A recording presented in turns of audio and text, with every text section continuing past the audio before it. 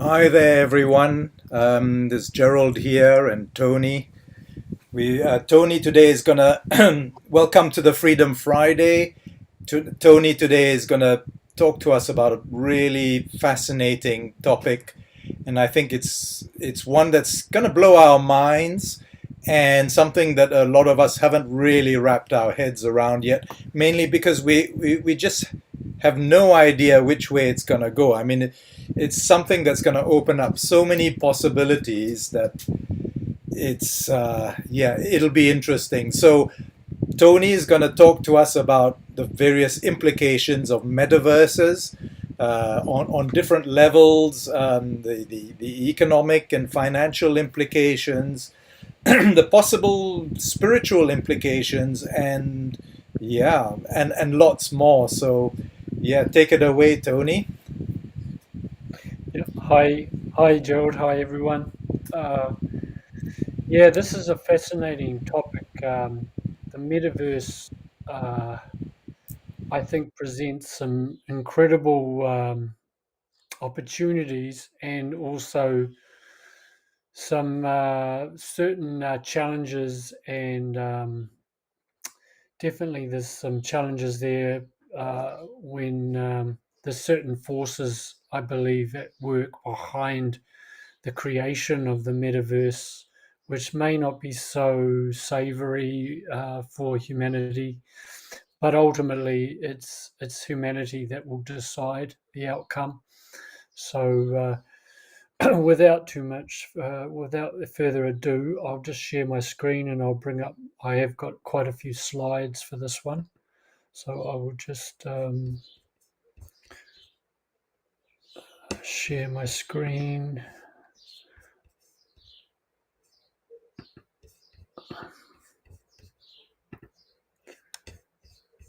Can you see that, Gerald? Yes, all good. Yep. Great. If, So, if if you can maximize that, that would be fantastic. Do you know how to do the slideshow? Turn on the slideshow. yep, yep. Uh, It's at maximum size now. okay. I mean, if you want to go up to the tab which says slideshow, then it'll take the whole screen, which should be good. That'll make it easier for everyone. Yep. Play from start. Yeah. And then fantastic. Yeah, that looks good. Yeah. So, what is the metaverse, and how could it affect our everyday lives? So, this is a discussion on simulated worlds, which I see the metaverse as a type of simulated world. Um, Also, holograms and how the metaverse could impact the future of humanity. Actually, Gerald, that I can still hear that fan. Oh, that's better. Yeah. So basically, that's what we are looking at. Is another kind of. It's like a metaverse is like a kind of hologram or simulated world within what I call the existing world a simulated world as well, in the sense that the model or the system that we have in the world is simulated. So I'll go into that more as we go along. So first, I'm going to start off with uh, what about words, the meanings of words, because words are very important and they have various meanings. And this sort of depicts the underlying energy or the underlying power that's behind this and the metaverse. So meta means above, beyond, and it's also it means self-referential. In other words, it's referring um, self-referential. An example of that is this comment here, where the enterprise, that could be any enterprise, is inherently meta since it does not review movies; it reviews the reviewers who review movies. Another way of saying this is we are being meta when we are witnessing ourselves or when we are thinking about thinking. And anything, so we're thinking about the actual topic and the actual structure of what we're thinking about or what we're doing, etc. In Hebrew, meta means death. Now, a lot of people seize upon this and they say, "Oh, meta means death," so it's like the death verse. I think that's a very narrow view of it. Because its real meaning is above and beyond the physical. That's what it really means, which is exactly what metaphysical means. When we talk about the metaphysical, you could say that's beyond death rather than literally death. And metaphysical is a term really depicting our spirituality or the spiritual world or the energy world, if you like. Um, And verse is a rhythm displayed in words or a rhyme, or it could be an excerpt from the Bible, a verse in the Bible, or it could be seen as a poem. And multiverse is a group of multiple universes, which could be called parallel universes or alternate universes or alternate realities.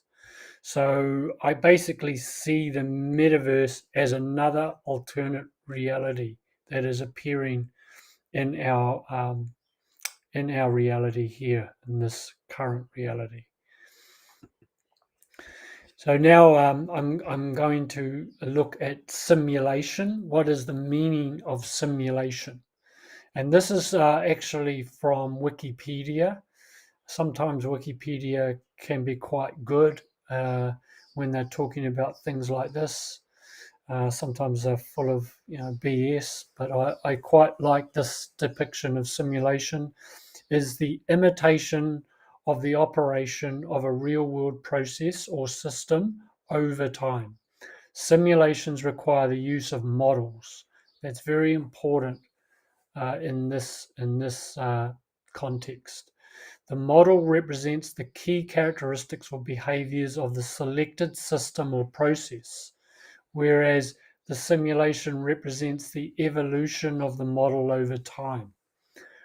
Often computers are used to execute the simulation. Simulation is used in many contexts, such as simulation of technology for performance tuning or optimizing, safety engineering, testing, training, education, and video games. Simulation is also used with scientific modeling of natural systems.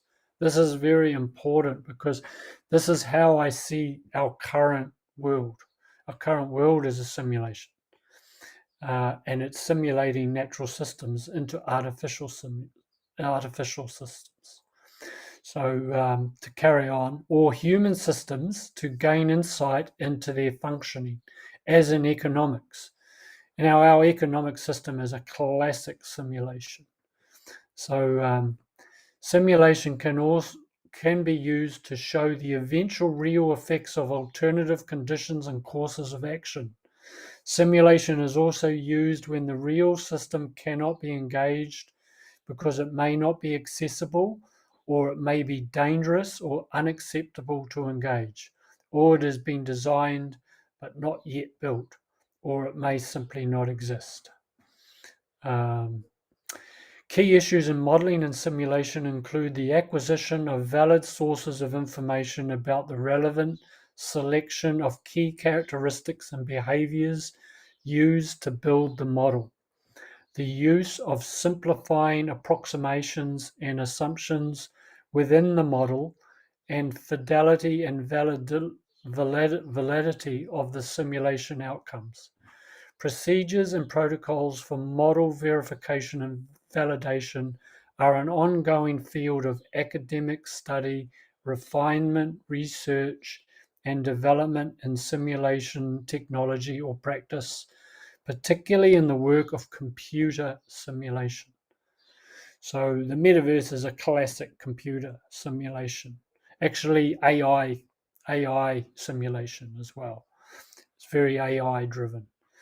And the model, as I said before, the model in this world, our economic model, the whole system is a simulation. This is the matrix. The matrix is a classic, is just a model which has been adapted from nature but made into an artificial system. From the time we're born, we have a birth certificate, which is like a license, if you like, to operate in the world. Our name is put in all caps. We are a carbon copy of our flesh, living body, and then we're made into a simulated name. And then this is used right throughout our life, till even after death. The economic system, when we're interacting with that, our birth certificate becomes a bond on the economic in the stock market, if you like, in the bond system, and we're operating really as what they call the straw man. So this is important when we're looking at the metaverse. We need to understand the current landscape we are in, and what the fact is that we are already in a type of metaverse. So that is important. Then now I'm going to look at a hologram. A hologram is very related. The holography is a technique that enables a wavefront to be recorded and later reconstructed. Holography is best known as a method of generating three-dimensional images, but it also has a wide range of other applications. Holograms can also be computer generated by modeling two intersecting wavefronts and adding them together digitally, which is very much describing attributes of the metaverse, but it is also describing our physical world. This is how our physical world is created.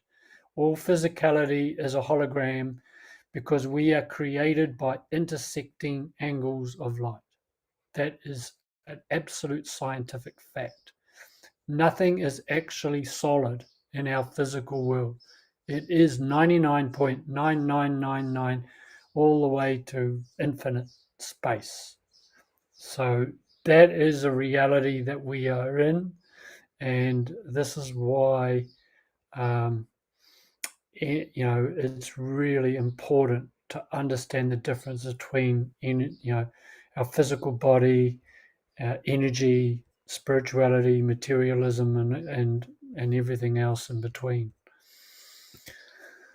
So then I'll go on to another. This is another bit of science here. I'm trying to sort of make it as simple as I can because I'm trying to decode some of these very complex science things.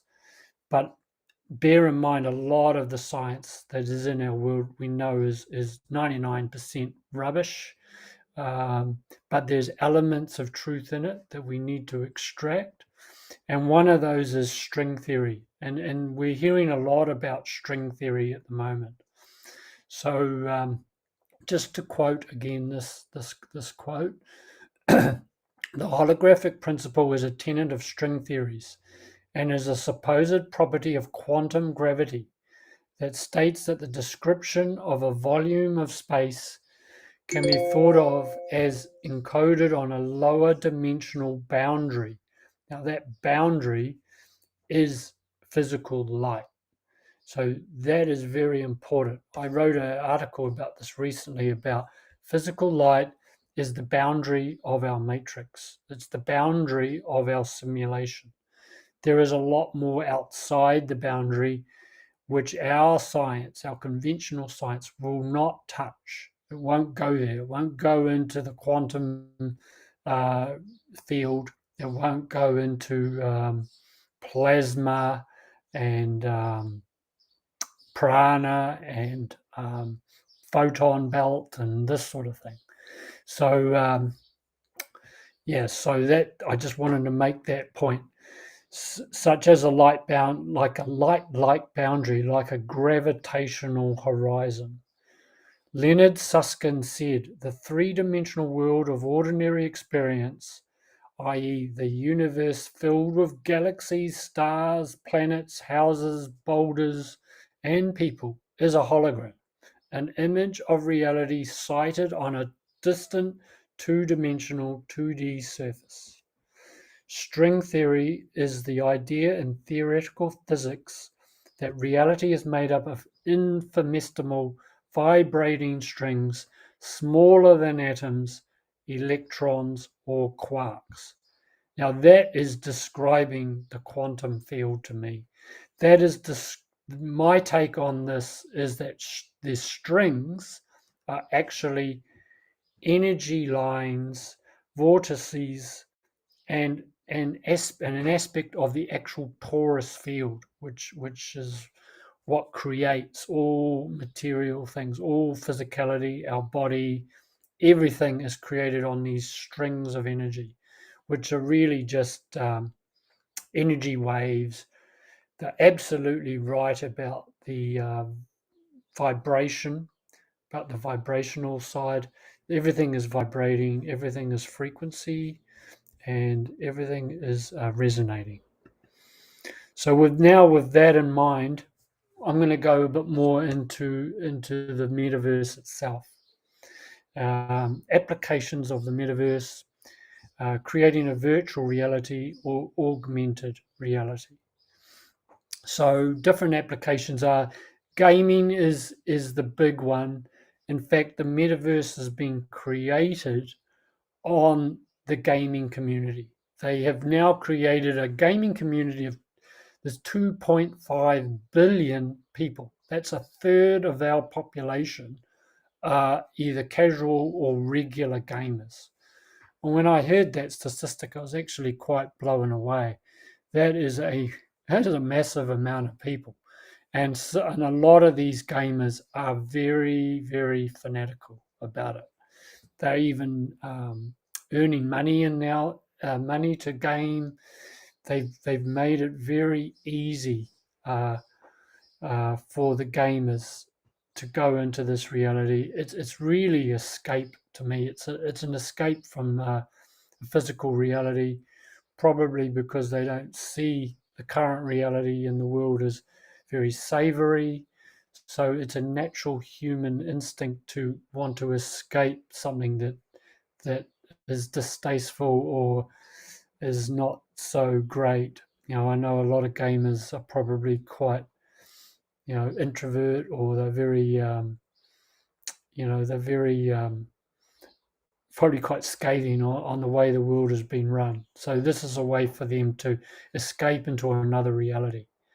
Now that the game is such a huge community, they are rolling out the metaverse now, which has actually been the metaverse was created over 30 years ago by by DARPA and other incubator programs for the deep state. So now other things that can be created in the metaverse, virtual meetings, which is quite a benign aspect of metaverse. It could be quite useful from that point of view. You can create a whole music concert in the metaverse. It's already been done. Um, and you could go and watch a film in the metaverse. You can buy land and property in the metaverse, which is absolutely mind blowing. There's shopping malls. You can literally set up your own store in the metaverse. And where do the people set up stores? They set up the stores where there's the most eyeballs.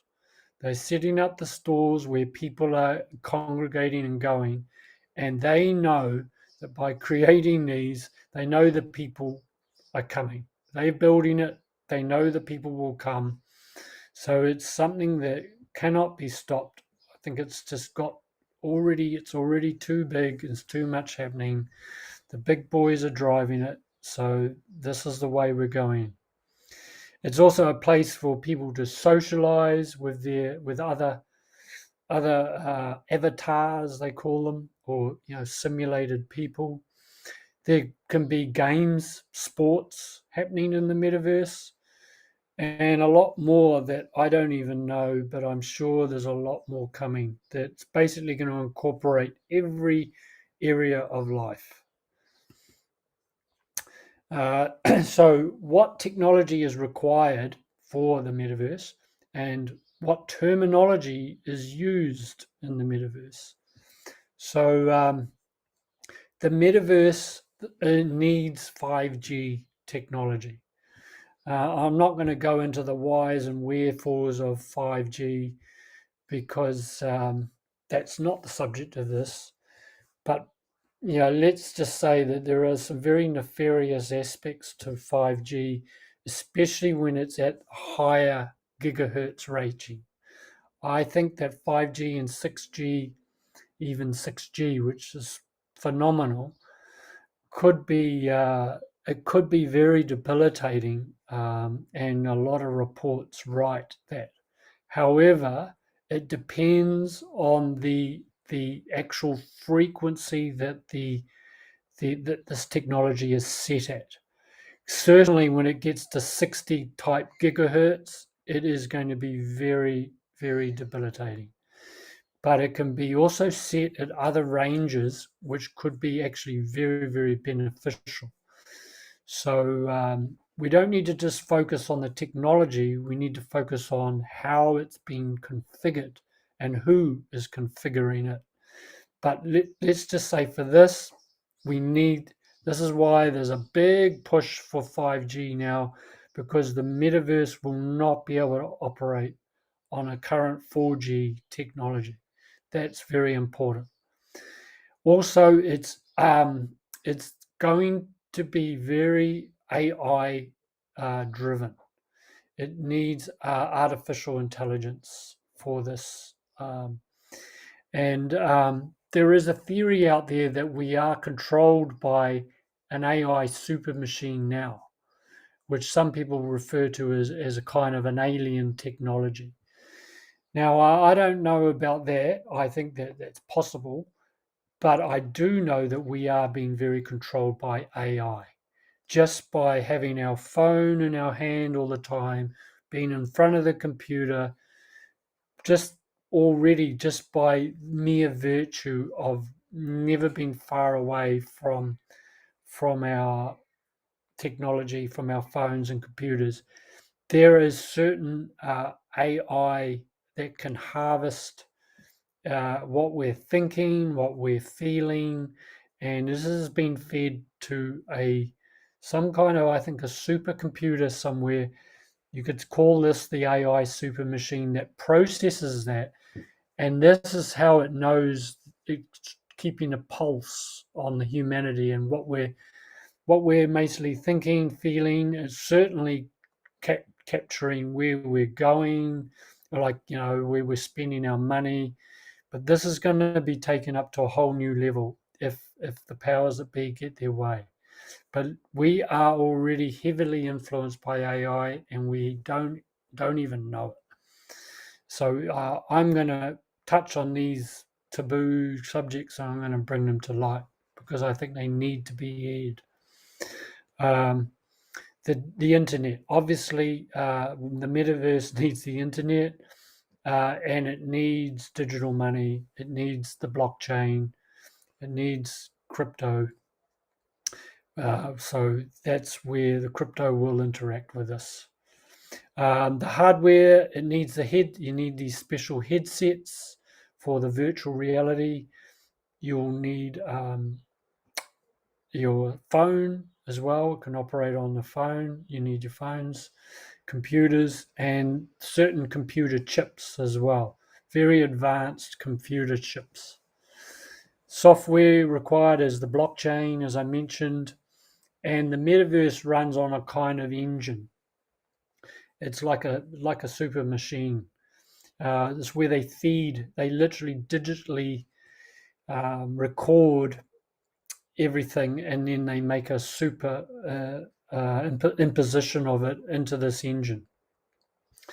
So we will have imaging of people. So that's essentially what your avatar is. It's just an image of yourself, like a cartoon type character, or like a sort of a sort of digital image of yourself, and the environment, and recreating it in the metaverse. So they are literally digitally mapping the entire Earth. This is what I have found out. Um, this does need more of your own research if you want to explore that more. But I can give you, I can provide videos that explain it. They're digitally mapping the whole entire Earth. And I think that is the plan. The ultimate end game is to literally have a copy of the whole Earth. They've already created an artificial sun and an artificial moon, so we might as well have an artificial Earth. So an avatar is your persona in the virtual world. VR equals virtual reality, which is an immersive experience with a headset. AR is augmented reality, which is an overlay projected onto the real world, and so the metaverse, like the simulation, is projected onto the current natural world. Now, I'll put here, think Project Bluebeam. They're already doing this. Some of you have probably heard of Project Bluebeam. They can they at the last New Year's Eve in China, they displayed Bluebeam on one of their towers, and they had a giant whale diving into the ocean. So if you can find that clip, it was on social media. It's a perfect example of what Bluebeam can do. It can project anything, anywhere, in the sky, lifelike, and you will be able to see it. It will come with sound effects and everything. So this is another DARPA created project. MR means mixed reality. That comprises of both AR and VR in unison. Then you have XR, which is extended reality, incorporating all of the above and overlaps of each. And NFT, so NFT, most of you know NFTs. NFT is a certificate of authentication, showing proof of ownership of goods created in the metaverse. So also NFTs are created for your artwork and music compositions and other things like that, your own unique artwork. But NFTs are going to be huge in the metaverse.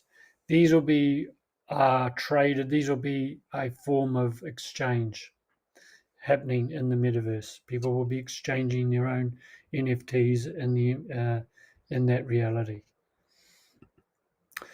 So so what's happening now, and what are some of these plans that are being created by the corporations, I might add. So already many corporations are setting up in the metaverse. Adidas, Puma, Nike, so all the key shoe companies are already there. Ferrari is now going on the metaverse. NASCAR, as in the NASCAR races, I think they're going to be creating, the race in the metaverse.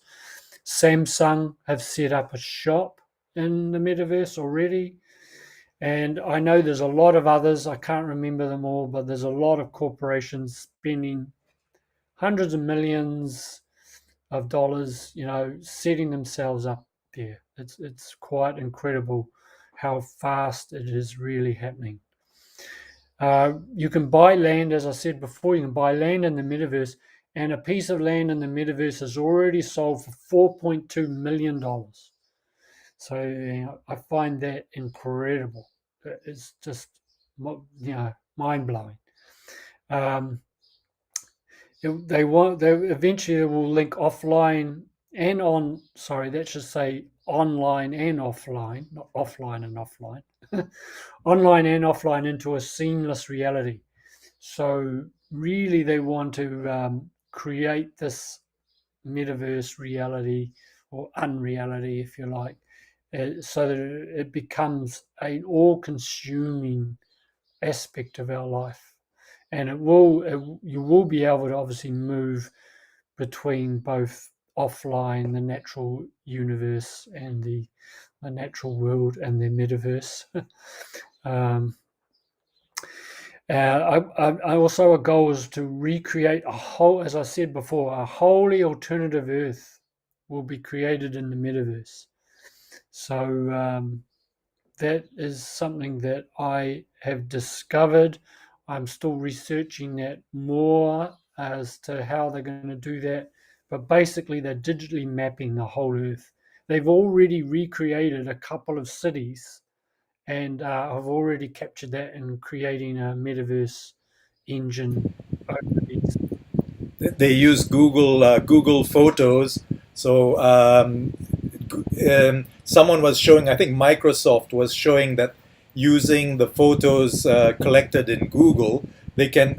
There's so many billions of photos of every building and city and whatever taken by people that they could actually map 3D models from those photos. It was quite amazing. Right. Yeah, well, exactly. Yeah, it is amazing. So all transactions, social and work interactions will happen in this alternative reality. Um, it will be sold as a potential solution to escape climate change and what we kind of see as the dystopian world, which I believe is being created partly for this reason. It may sound very conspiratorial, but we can see, I think a lot of people since COVID have kind of starting to wake up to this.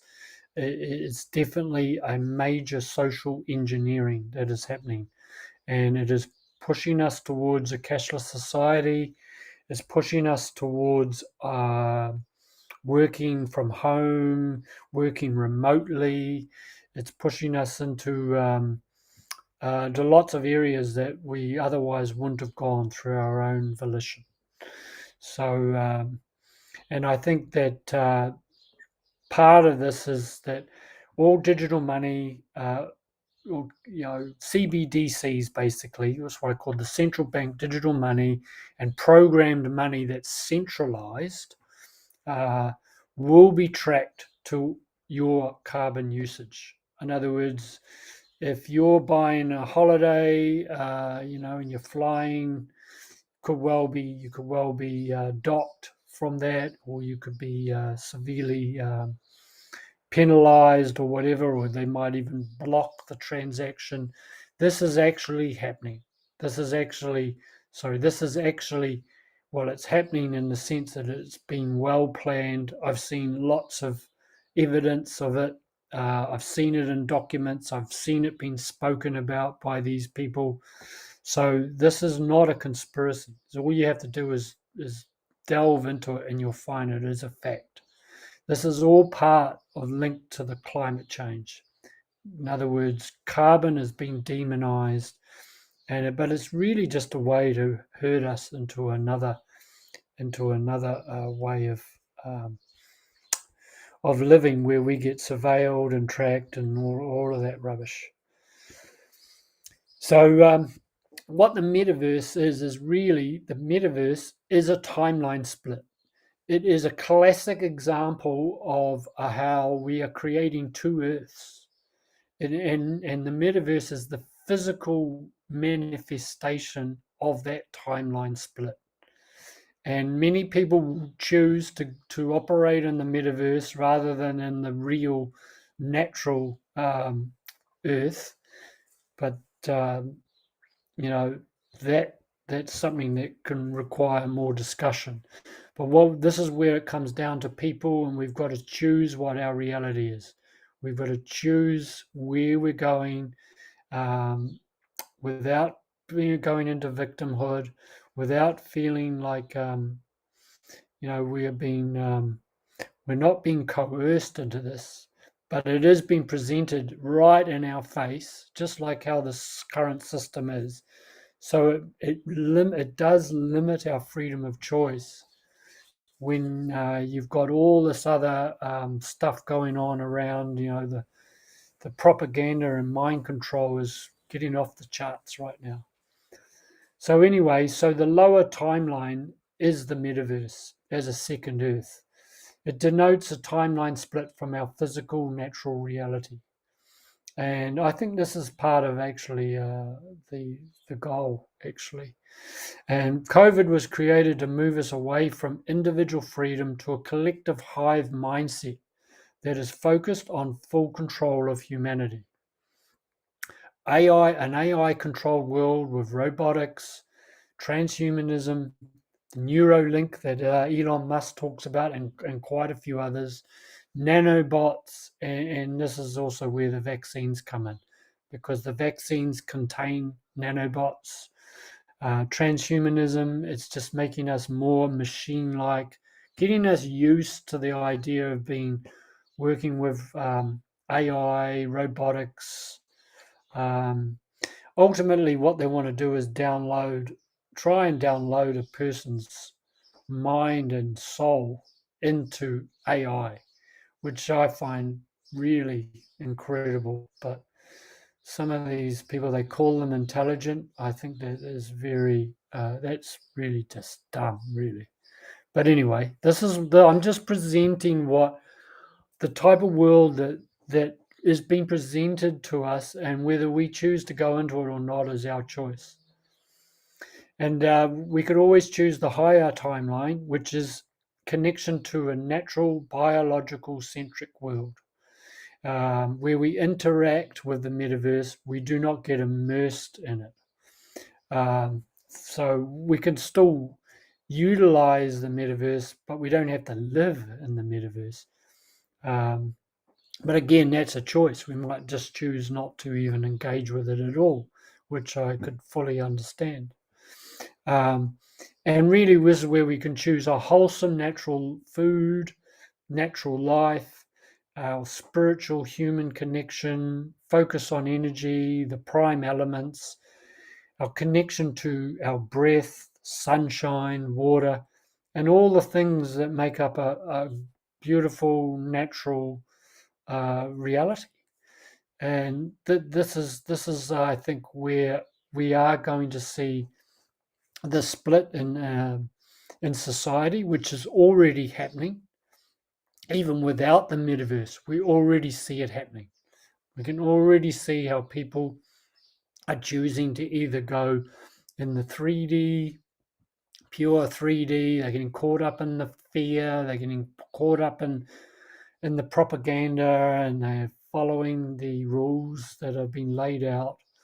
Or there's other people who are seen as quite rebellious, but they are choosing to stand on the earth. They're choosing the natural world with connecting with flesh and blood people, and remaining connected to the earth and all its elements. So, we talk about there's this talk about the Great Reset, and Klaus Schwab said in his own words, "You will own nothing and be happy." And he actually wrote a book too called The Great Reset, which I will just discuss a little bit more, a little bit further along.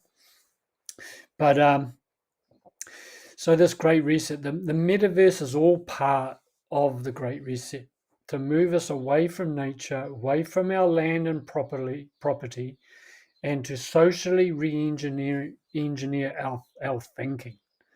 This is the way I see it. It is a social engineering going on.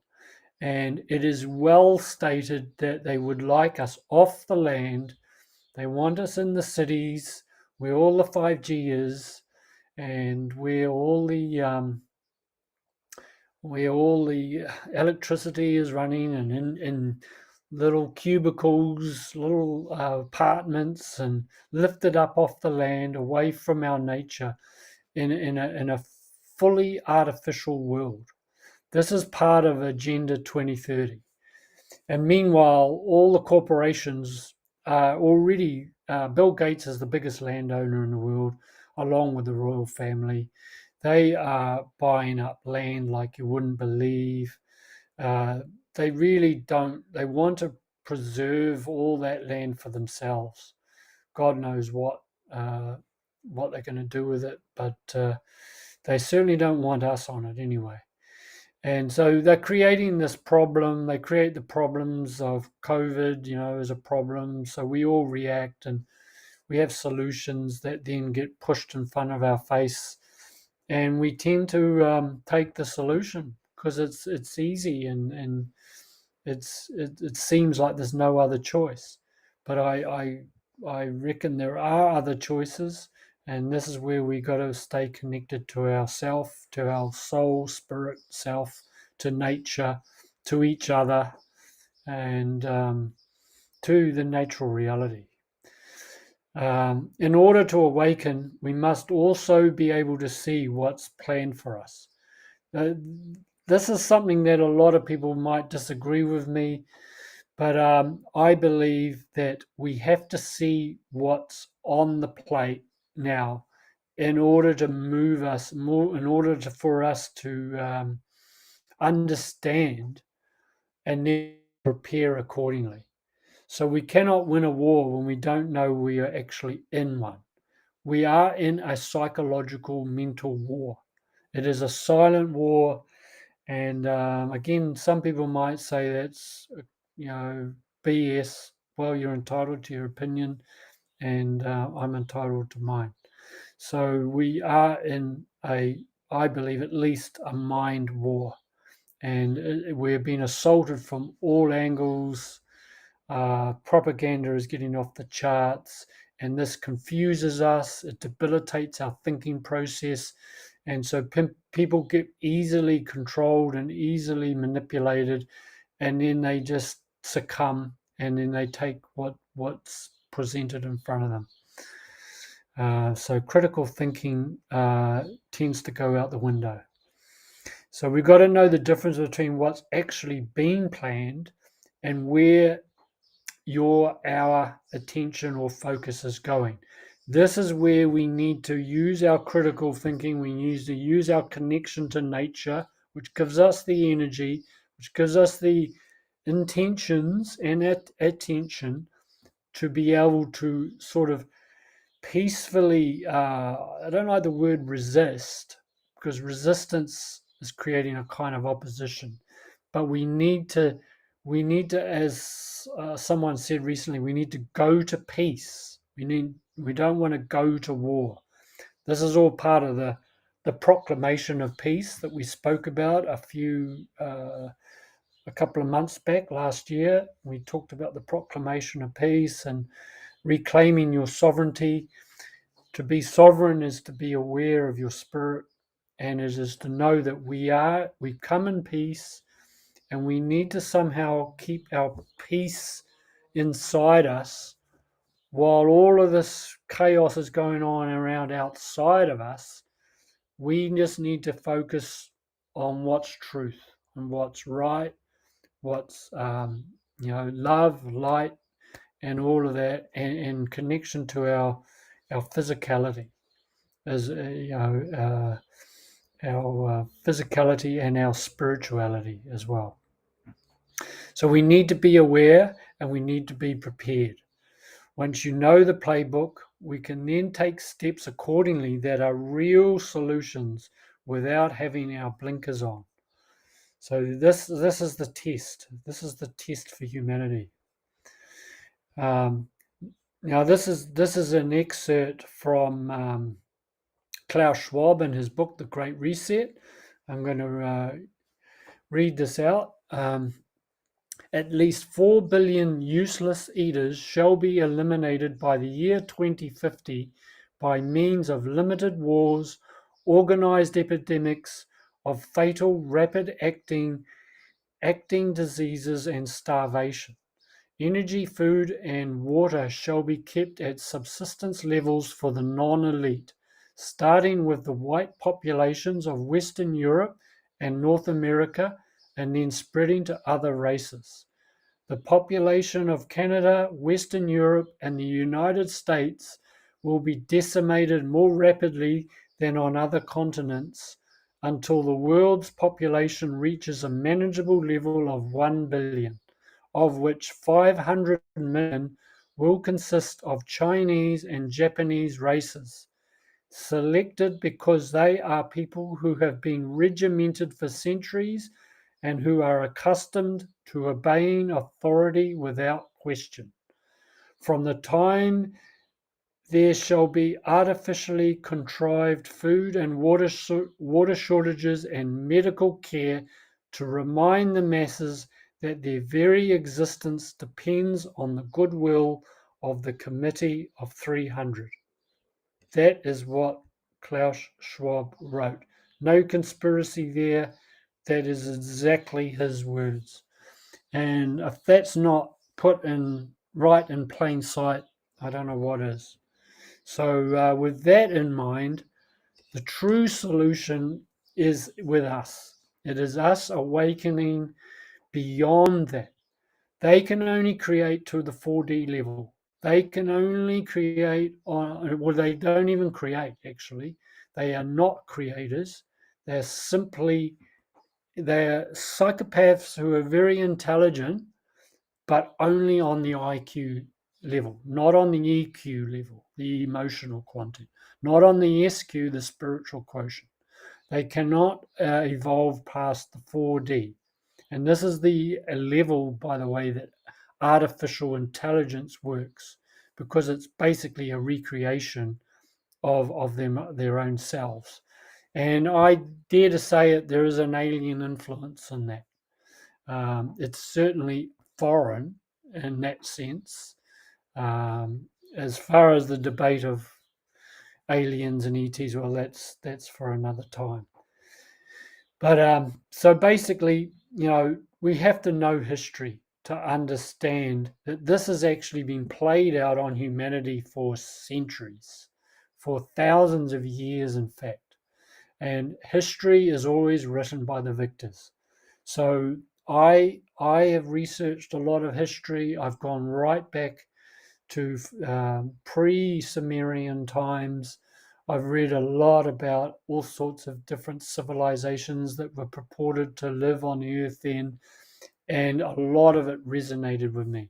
And if you really, really dig, you can find the incredible history that we have had, and you can also see the rises and falls of humanity, the rise and falls of empires, and how this playbook is this basic same playbook that's been played on us today has been played on us for a long, long time. The light and dark are opposites of the same coin. We must know the dark by facing it. Then we can truly be in the true light, not a false light, common amongst the New Age movement and spiritual or physical bypassing. So, what I mean by that is we all have a shadow. We all have a shadow, and the dark that's in us, or our shadow, comes out when we're under pressure, but by facing it, this is what enables your true light to come to the fore. And then once you've been through your dark night, once you've been through a dark night of the soul, as they call it, then your true power really comes to the fore. Your heart opens, you become much more in connection with your spirit, your soul, and you truly awaken on every level. And I say a common amongst the New Age movement and spiritual movement, because I'm not putting down the New Age movement. I come through the New Age movement myself. I've been in the New Age movement at the actual coalface. I had a New Age business for many, many years, and I was once one of those New Agers who kind of lived in a bit of a false light. And I used to say that, if you focus on any of that dark stuff, then that's what you're going to create and all that. I really think that is a bypass. That is bypassing the actual reality of the physicality, of our need for our body, the need for actually even the dark. We need the dark as much as we need the light, because without the dark, we will never grow. Without going through the dark, we would never evolve from a human being into a spiritual being that we are. Um, so by knowing that we all have a shadow is to ensure it never becomes unconscious. It's the unconscious shadow that's causing all the chaos in the world, and it's come out as a collective. And this is when it becomes dangerous. This is when the fear really grips. This is when people commit suicide, or they resort to violent actions. This is not going to save us. We are not going to violently save our way to freedom. We're not revolutions always end in bloodshed, and they do not end. Just ask Russia. Just ask the Russians how they get on, and they will tell you. So what we need is an evolution, and we need an evolution of consciousness. And knowing we're all made of light and guided by the light is true illumination. And knowing and applying love and truth is true freedom.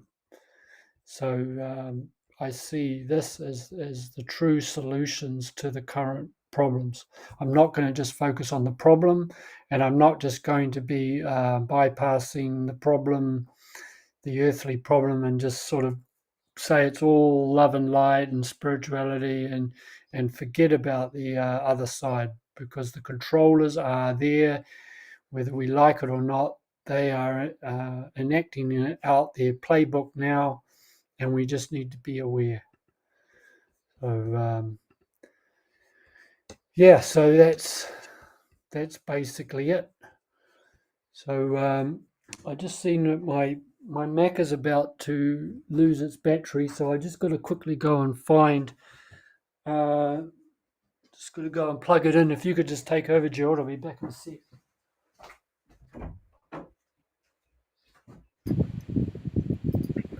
Right. Hi guys. Well, that was kind of mind blowing and probably not what you were expecting, but it's it's yeah. There's a lot of implications there.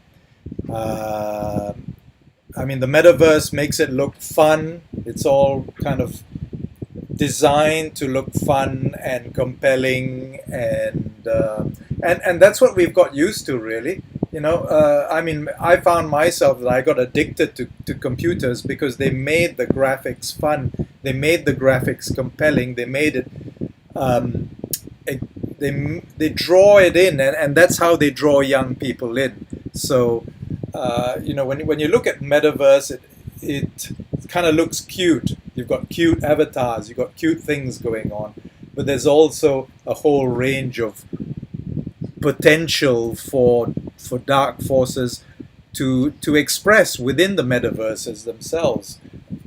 Aside from the fact that what Tony was saying, that the actual metaverse itself could be a construction of dark forces.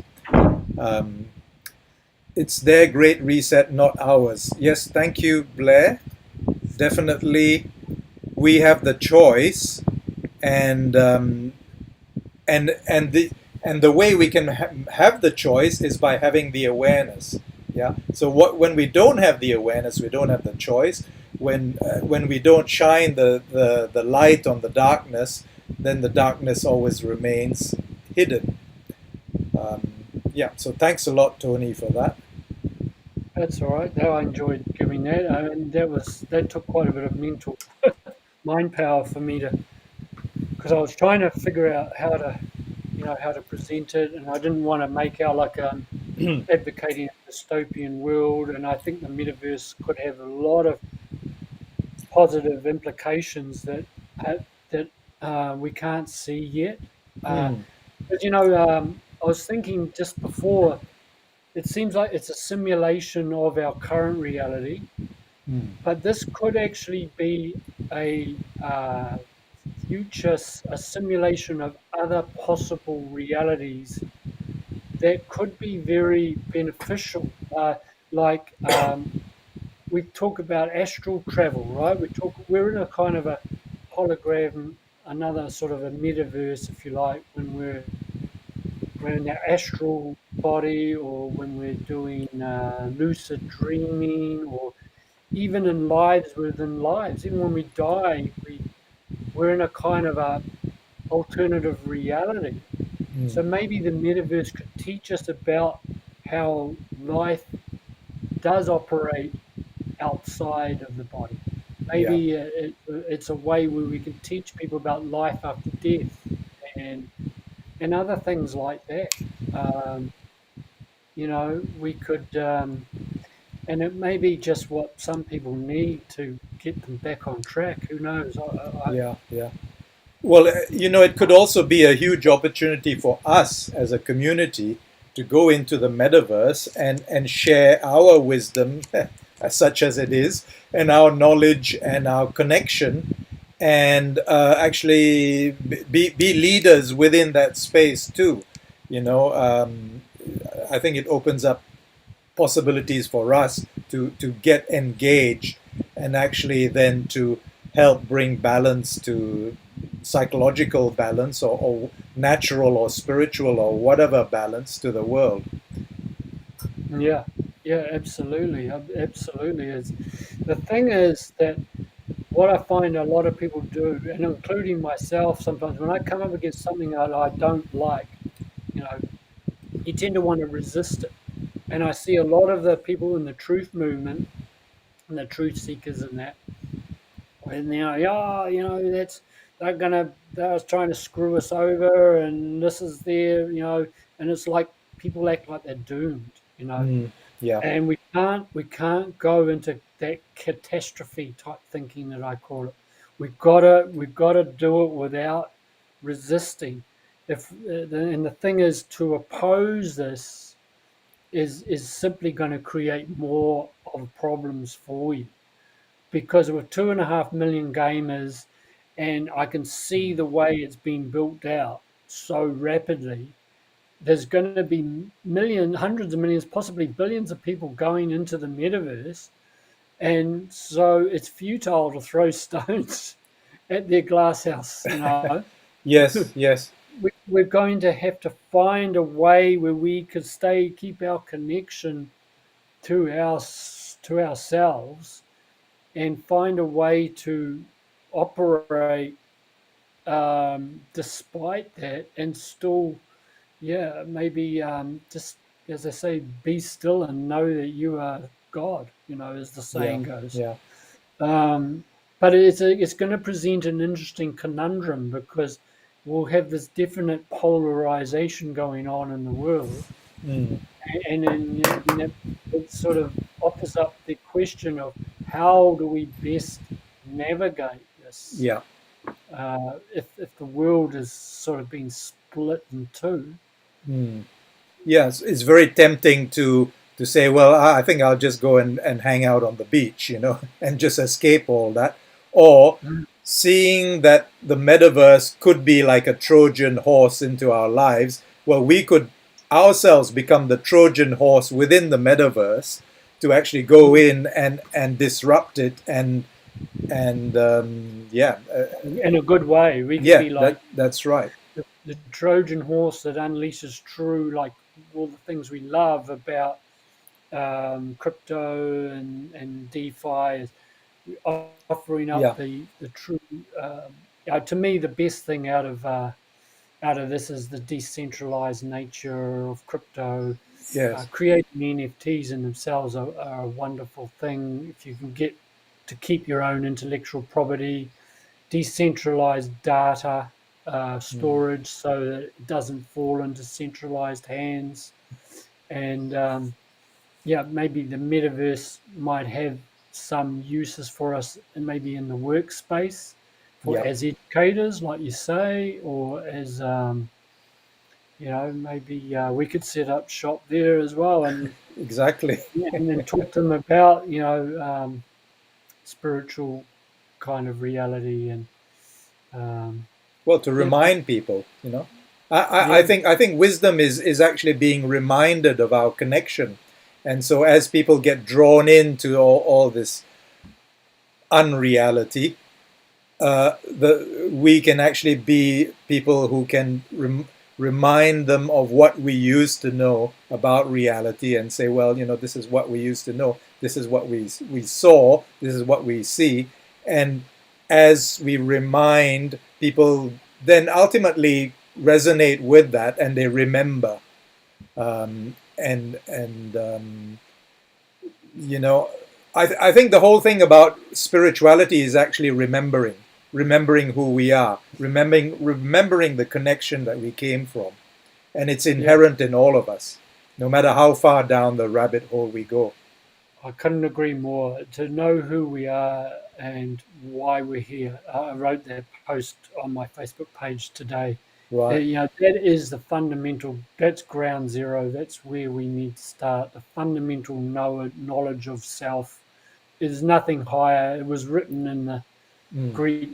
Was it Greek and Roman philosophy? Know thyself to be Yeah. true. Yeah. That's the ultimate maxim. That's probably the ultimate truism that we need to discover for ourselves. And then once we know ourselves, we can never get lulled or lured into something false or artificial that's going to be harmful.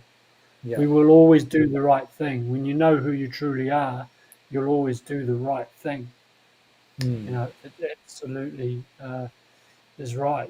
Consciousness is, as Tracy's just put, consciousness chooses us. We do not choose consciousness. Yeah. But we can choose consciousness as well. That's why Mm. we have a conscious aspect. This is the neocortex. It's its job is also we can choose to evolve. We can choose to only you know take into our subconscious that which we know is to be of a highest truth for us. Well, we need to choose to take the path, isn't it? We need to choose the path that we want to go forward from now Yeah, on, and yeah, we that's need to choose life. yeah. We need to choose life and over a death kind of cult, if you like. You know, it's um, it's about life preserving and life evolution and children as well. I think that the children. This is what it's sad to me to see how the children are being targeted with this Yeah. this, Yeah. this jab. This injection they want to give people. That I find really abhorrent, and I think they want to groom them young and move them into they become an easy target.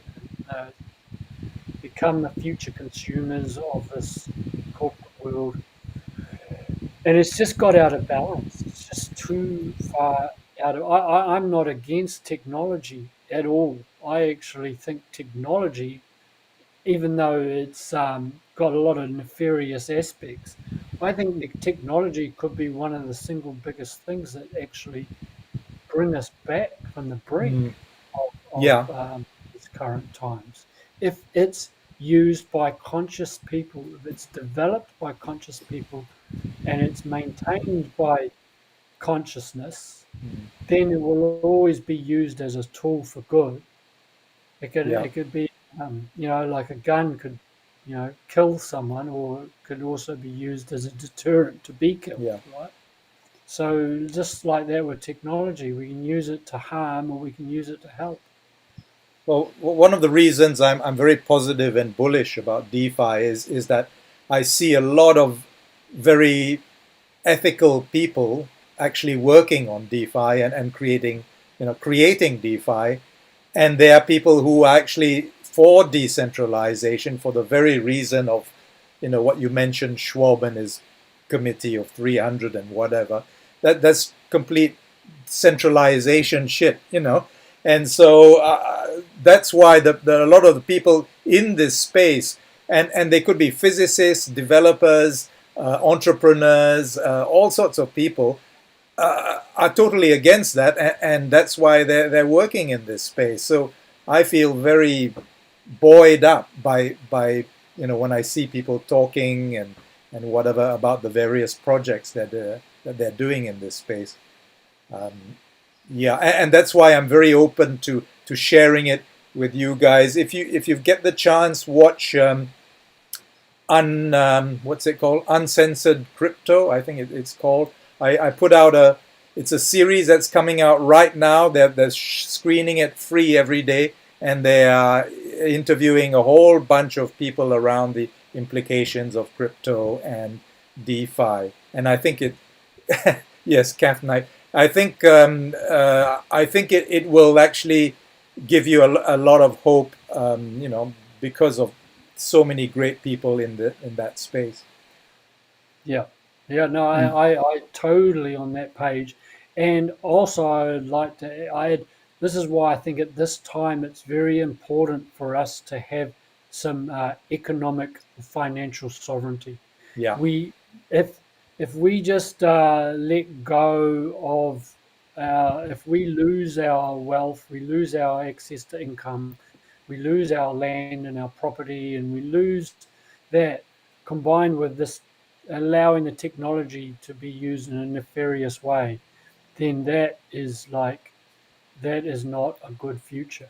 yeah, Because right now we need to maintain some economic pushback to these centralized controllers, because and that's where I think the digital financial, there's a digital financial complex that's obviously working to destabilize that, but we can use that same system yeah, to our advantage. And I think the combo of economics and finances with technology is a powerful force for good. That and then once we've got some economic sovereignty and we've seen off these idiots who just think they own us and they own the world, then we can, once we've got some semblance back on the world and there's balance and people have fully woken up to what was actually how close we're coming to actual a almost extermination. Once people wake up to what really works, in other words, once enough people face their shadow and their dark, yeah, then we will never go back. You don't unlearn what we learn. We don't go back to yes, sleep if of you're course, awake. Once yeah, you're awake forever, even including future lives. mm, And then maybe we might move into a no money situation. Because I yes, know quite a few of my friends have dismissed crypto, they've dismissed anything to do with money because they're advocating for a no money world, a barter world, or that sort mm, of thing. But I just don't believe it will work right now, because if we lose our economic sovereignty, yeah, then we are on the slippery slope to for them to achieve their plans, and I don't see that happening. yeah, yeah. So So yeah, so the platform is uncensoredcrypto.com. I put it in the Telegram. I've got the second one of the series. I'll put that in as well. Yeah. Kath, yes, Jimmy Song said something really interesting, and that's why what Tony has just said about sovereignty of finances is really, really, really important, because um, if we if we are not financially sovereign, we are always then relying on handouts, right? And what one thing Jimmy Song said was he spoke to a guy from, he was one of the highest level guys who was released or who escaped from North Korea. And he asked him, look, how the hell, how did Kim Il Sung manage to take over the whole place?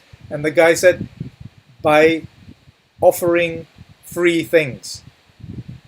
He gave them free housing, free education, free this, everything became free, and the people then became beholden to him, and he took away their power.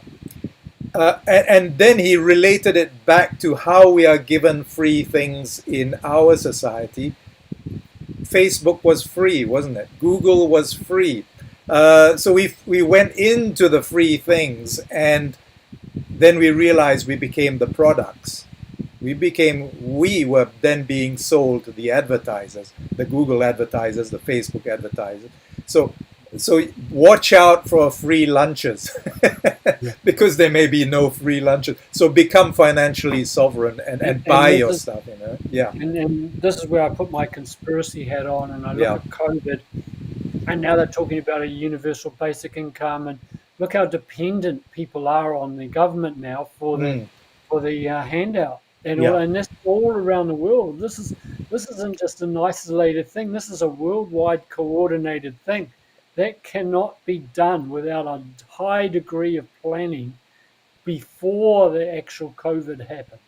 It Mm. was planned. They had a simulation of COVID, just like they've done a simulation now of a cyber pandemic. They call it a cyber pandemic. They use that pandemic word. So, what does that tell you? There's some kind of event coming in the economic financial world that could, I don't know what it's going to look like, but we've got to be prepared because there's, this is where I think being aware that we are under some kind of, you know, um, I don't know, you like to call it an attack or whatever, but we're under some kind of assault, certainly on a psychological, mental level. And we have to get ourselves strong in our all our faculties to be able to endure and thrive through this. And one of those things is decentralization. Is like what we come back to DeFi. Decentralization is what is the kryptonite, if I can use that word, to decentralized Yeah, control. well, it's the kryptonite to the institutions. Yeah, and that's why Yeah, the banks are worried. They're running scared. that's why they are worried and they are scared. And I've seen some real panics, some panic comics coming out, even from the BIS, the not the Not the BS. not the BS, but the BIS. Uh, They are the Bank of International Settlements, which are oh yeah. very high up the tree, and they are putting out stuff that looked very like Well, you know why? get worried. You know why? Because what is happening, apparently, what is happening in Southeast Asia and a lot of countries is that people are starting to do import and export, and they're bypassing the banks. They're paying their suppliers directly in crypto. So who needs the banks when you are actually paying your supplier with crypto? And what's going to happen to import export international trade? And who's leading the way in that? XRP and XLM. Mm, yeah, They are leading the way. yeah. This is why they are, I think, going to be instrumental in a new system that will be much more people centric because there's a lot more than meets the eye. They just can't come out with everything because obviously they are like a Trojan horse as well, I believe, Mm. for the to the bad guys. So we just have to watch it play out. I think that sanity will prevail, and the only thing to fear is fear itself and being attached to fear. Yeah. We stay in our hearts, and we've got a critical thinking, and our feet are connected to the earth. We're like a battery. We've got a positive and negative. What we need is the earth wire, the earth ground to keep us balanced, and that's kind of why our bodies are so important because they are this is the vehicle, this is the conduit that houses our spirit. Mhm. And, it's Yeah. what comes back to the fundamentals every time, the basic elements. So coming back, coming back to the metaverses, do your research, have a look, and you can go in and play with them. There, you can go into Decentraland and you know play around. There's quite a few. There's if you're into racing, there's F1 something. Actually, I was looking for it. There's you talked about NASCAR, and I suppose Hyperverse will come through eventually. So and see what's in there, and explore, do a bit of tourism, and you know, without having to go all the way in, you can actually see what that environment is like and give you an idea and maybe take away some of the fear you might have. The ants can eat the elephant one bite at a time, indeed. Yes, and we just go in there as gorillas, going and have a look, sussing it out.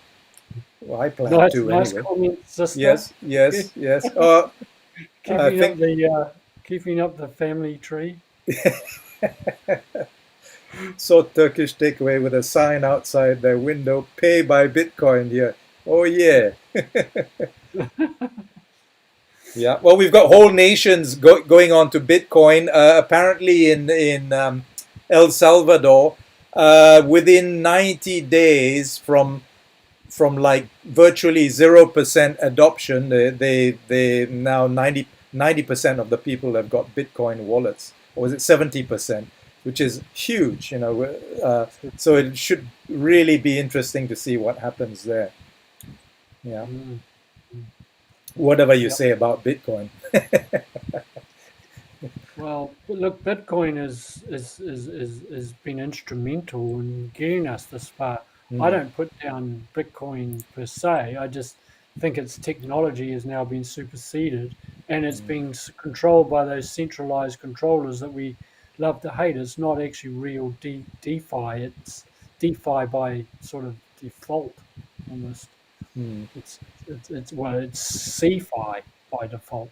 Uh, Well, but the funny thing is that's what some of the Bitcoin rationalists might say is that actually the only decentralized currency is Bitcoin because you can look at the code. It's open source, while a lot of these are actually kind of half DeFi. Or one person said, well, there's no such thing as part DeFi. You are either CeFi or DeFi. So the battle, the arguments rage on, and which is a good thing. Which is a good thing. It's good to have that big discussion going on. Yeah, yeah, Yeah. absolutely, absolutely, yeah. But for me, when 0.04% of the own 60% of Bitcoin, and they control the miners, I think that kind of overrules a lot of the wonderful tech it Mm, has, and it's nullified to a mm, very large degree. mm, So, because the community you add in those other components that make a good currency as well. It's not just the tech. The tech in itself is good. Yeah. mm. But anyway, that's just we won't harp on about that. Yeah. Everyone's entitled. Well, I hope Bitcoin survives because I Yeah. think Yeah. it's needed, but I just hope it gets cleaned up. I hope Yeah. the whole Yeah. system gets cleaned up so that we can come onto a level playing field. That's all I want to see. Yeah. Yeah. Well, I'm positive that there are people in that space working on that and are aware of all those implications. So, Mm. I mean, I have hope for humanity, and there's some of these young people are just so blooming brilliant, and I think it's an interesting thing because uh, there are a lot of young people coming in with very seemingly high ethics. I don't know where they get it from. Maybe they're closer to divinity than the previous people. In lots of ways, they have this kind of ethical look or bent and thoughts, and they're very intelligent, and they learn really fast. So I'm yeah, I'm very positive. Being aware of your energy, especially emotional state, yeah, definitely, definitely. Totally agree, Vanessa. Yeah, stay grounded. Definitely, being grounded right now is a very, especially when we're doing a lot of work on the computer Yeah, or yeah, operating in the metaverse.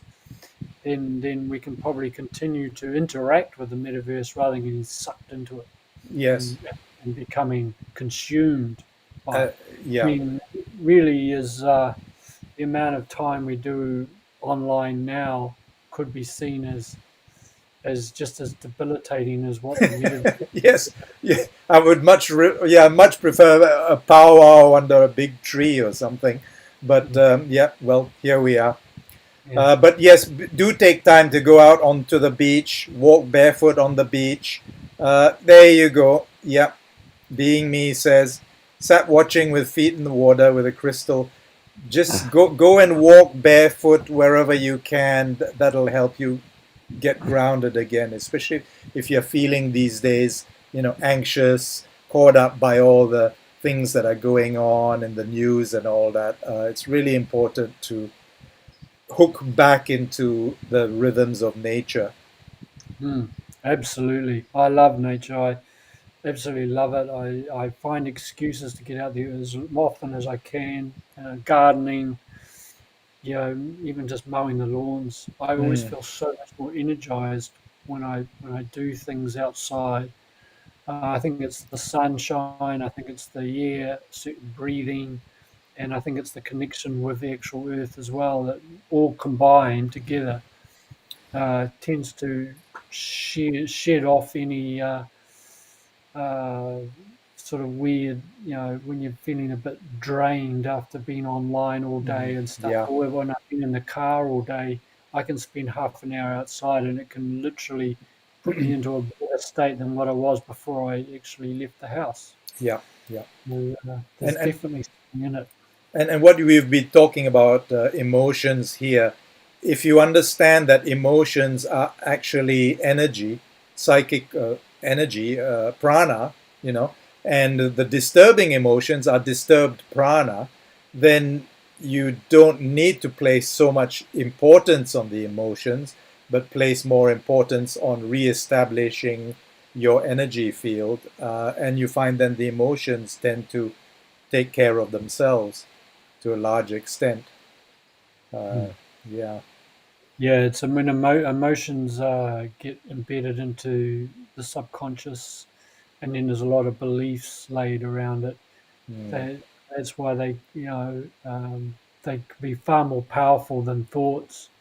If you've got an enraged mother trying to protect her, say her child, who's absolutely on a roll emotionally, get out of the way because no thought reasoning is going to be able to deal with someone who's really emotionally on the charge. Yeah. Yeah. Uh, um, And Mitch there says, "Love your enemies." That's cool, and love them so much that they are no longer your enemies, and actually acknowledge them for the work that they're doing. I mean, they're actually bringing the dark side to our attention. I mean, I don't think so much of that of the PM, but especially of Charles Schwab. He's actually expressing stuff that is actually puts it there in front of you, right in your face, and you say, "Well, thanks, Charlie." Yeah, I'm gonna do something about this. Yeah, thank yeah. you, guys.